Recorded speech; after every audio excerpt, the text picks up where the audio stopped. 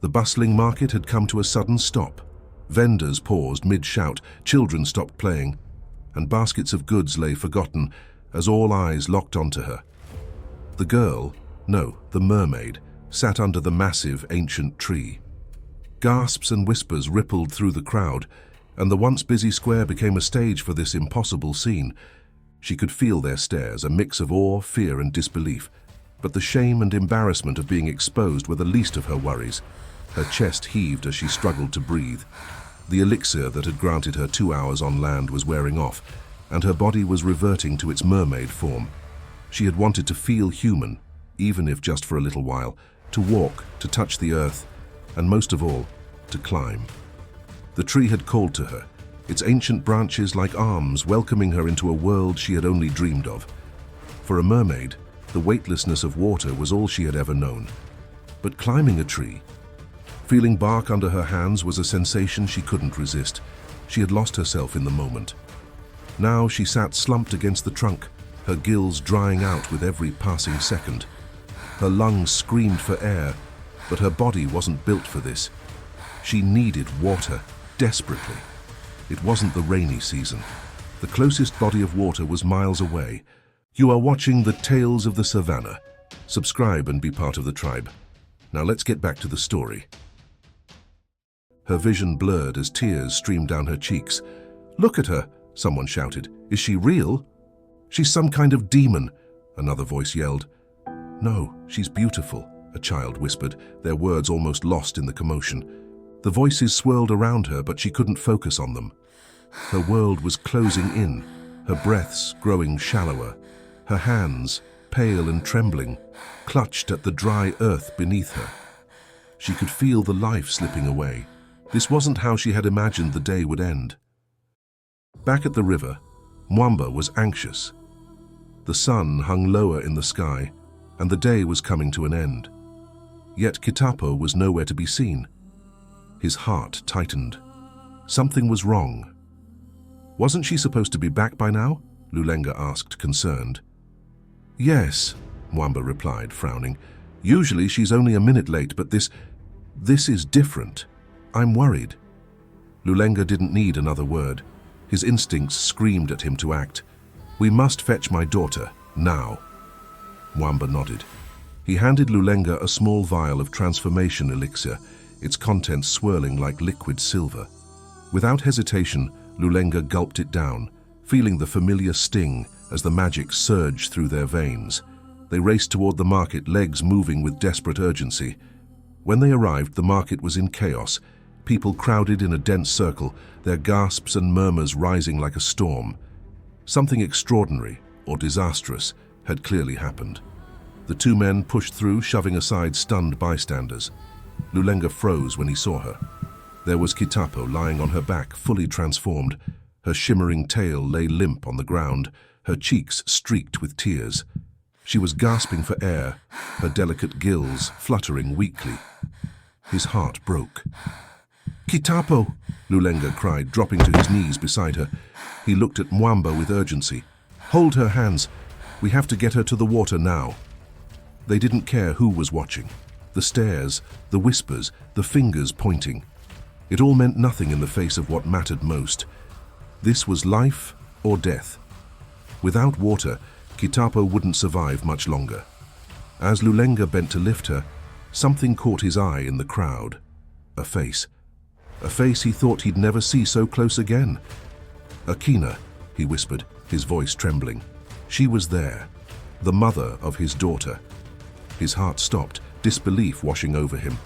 Akina's wide, shocked eyes met his for a fleeting moment.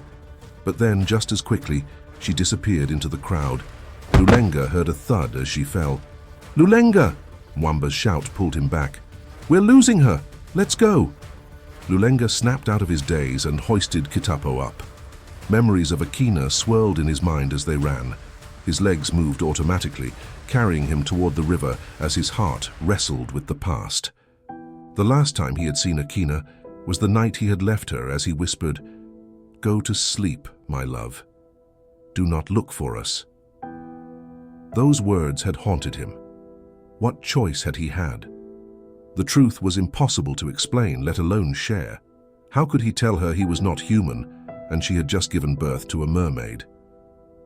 But every year since, Akina had returned to the river, her grief as fresh as the flowers she tossed into the water.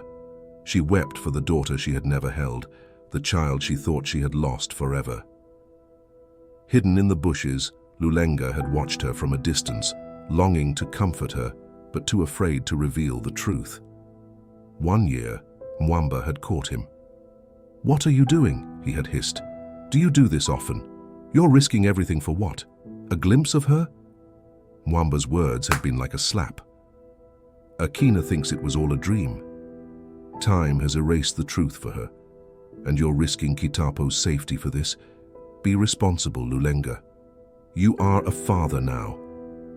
But how could Lulenga forget her? Kitapo's face was a constant reminder of the love they had shared. "You wouldn't understand," he had told Mwamba. "You've never been in love."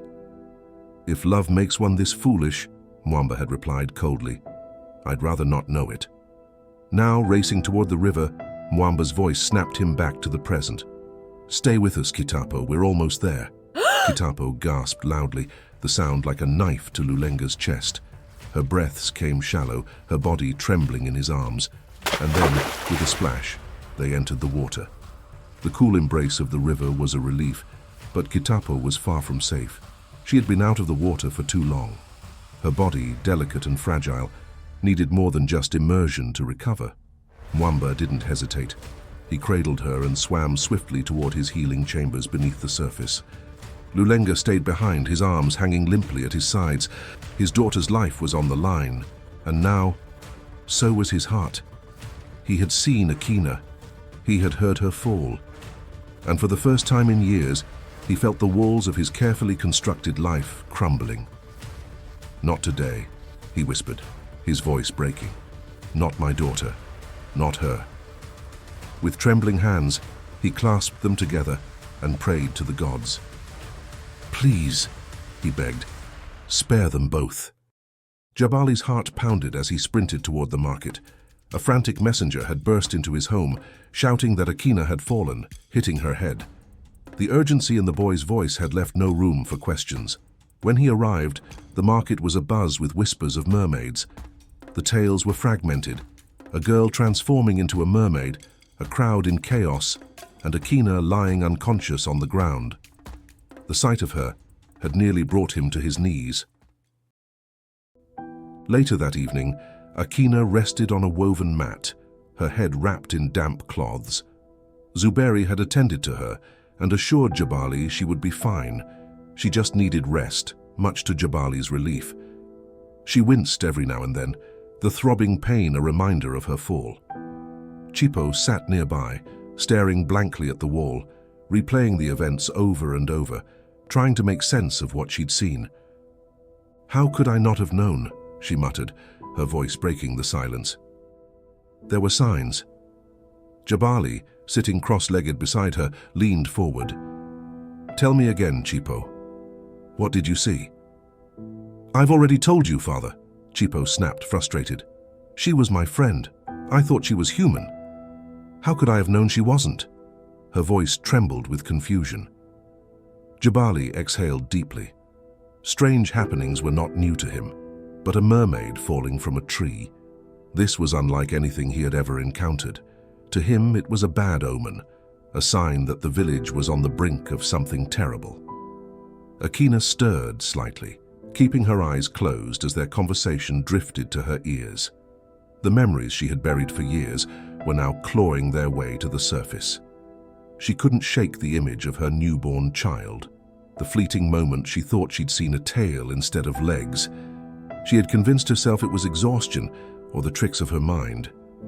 But now, seeing Lulenga and Mwamba at the market today had stirred a storm of emotions. She had only ever encountered them at the river, their visits always mysterious. The timing had always been convenient, allowing her to escape from Jinder, her former husband. She had never questioned it, until now. It all makes sense, she thought, her head throbbing not just from the fall, but from the weight of realization. Jabali broke her thoughts. "So, Chipo, this girl, this mermaid, she was your friend?" Yes, father, Chipo said, her voice quieter now. I didn't know. I swear, I didn't know. Jabali often kept asking the same questions over and over, a method he had learned from his late father. When you ask the same question in different ways multiple times, you get to the truth, his father used to say. And do you know anything about the strange men who came for this mermaid? He asked again. Akina's heart pounded in her chest. She shifted uncomfortably, her movements betraying her. Jabali's gaze locked onto her, his sharp eyes narrowing as he picked up on her discomfort. I don't know, father. I wish I did, Chipo replied, her voice trembling, the tears welling in her eyes, threatening to spill. What about your mother? Jabali asked. What happened to her? Chipo shrugged helplessly. I don't know, she just fell. Maybe it was the heat, or maybe someone pushed her in the commotion. Akina stopped breathing, straining to hear if her husband would accept this explanation. She wasn't ready to answer their questions, especially not about what she'd seen, or thought she'd seen. Jabali and Chipo seemed to accept the explanation, concluding that the fall was an accident. Jabali clapped his hands once, a gesture of finality. This is a bad omen. I tell you, strange things are coming. His words lingered in the air like smoke. Then, cutting through the night, a deep roar echoed in the distance. It was low and guttural, jolting Jabali alert. He sat up straight, his eyes wide. Did you hear that? He asked Chipo, his voice high-pitched. Hear what, father? She replied, still lost in her thoughts. Jabali shook his head, his nerves on edge. No, he muttered to himself. It's nothing. It's just my mind. But his unease grew. He hadn't imagined it. The roar was all too familiar, a sound that haunted him in his darkest dreams. Years before, the village had bound the great lionman, driving him far from their lands. There hadn't been a lion near the village since, yet Jabali couldn't shake the feeling that Paka was still out there, watching, waiting. He often woke drenched in sweat, the phantom roar ringing in his ears. Akina had grown weary of his midnight terrors, but he couldn't help it. Far away, beneath the pale glow of the moon, Paka stood silently atop a hill, his golden eyes locked on Jabali's homestead. His intent was unmistakable. He was here to reclaim what he felt was his. Nyala sat in her herbal garden, her fingers brushing absent-mindedly against the leaves of her medicinal plants. Her mind was far from her work, replaying the ceremony that had unleashed Paka. Once bound by the guardian of the forest to protect the balance of the land, he was now free, transformed into a lion of immense power. But his rage had been unimaginable, a seething force that shook Nyala to her core. What have I done? She whispered to herself. The question weighed heavily on her. And now, what would she do when the terrors he unleashed upon the village began? Her thoughts were interrupted by a voice calling from the garden's edge. She looked up, startled. Perhaps a client had come to consult her. Standing, she brushed the dirt off her hands and stepped out to greet them. A small group waited for her, and after a quick exchange of pleasantries, they sat down. We need your help, one of them began.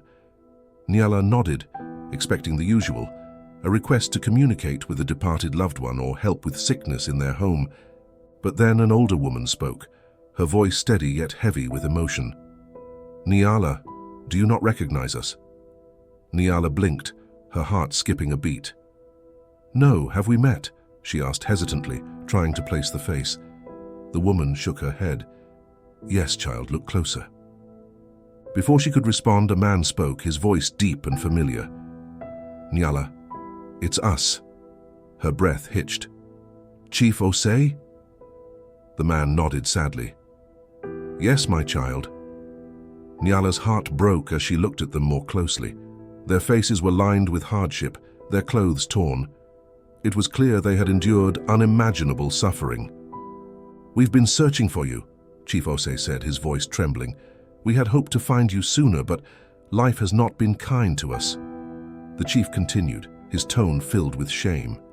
It seems every time we find you, we are asking for a favor, and now I'm afraid we must ask again. He hesitated, then spoke. Our village, as you know, is lost to us. We tried relocating, but being foreigners comes with challenges. So we went back to the village. We thought the rain was only for a season, but each time we try to rebuild, the rains come, unnatural storms that drown our crops and our hope. It doesn't matter the season. Even in the driest summers, clouds form without warning, and the rains wash everything away. We are barely surviving, Nyala. We need your help to reclaim our home.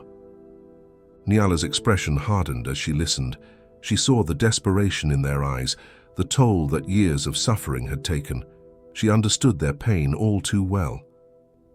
"I will think about it," she said finally, her voice steady but distant. "Come back in 3 days. I'll have an answer for you then." The chief nodded, gratitude flickering briefly in his eyes.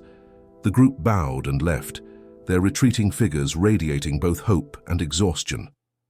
As the sun set, Nyala stood alone by the river. She began to chant, her voice singing an ancient song. She needed to summon Mwamba. The weight of Paka's freedom and the villagers' request was suffocating. She needed advice, a voice of reason amidst the chaos. Moments later, the water rippled and Mwamba emerged in a hurry. His presence was commanding, yet his face was tense, as if interrupted in the middle of something urgent. "It's good you called," he said. "I need you." Nyala blinked, startled. "No, I need your help," she replied. But Mwamba was already moving closer, his tone insistent. "There's no time. You must return the favor for your lion friend. You must come with me." Her heart skipped. "Come with you? Into the water?" "Yes," he said firmly. Nyala's breath caught in her throat. For years, she had begged Mwamba to let her see the marine world. Each time, he refused. "It's not a place for you," he would say. But now he was not only allowing it, he was asking her to go. "What's happening, Mwamba?" she asked, her voice laced with both fear and excitement. "Please," he said, urgency dripping from every word. "I wouldn't ask if it wasn't important.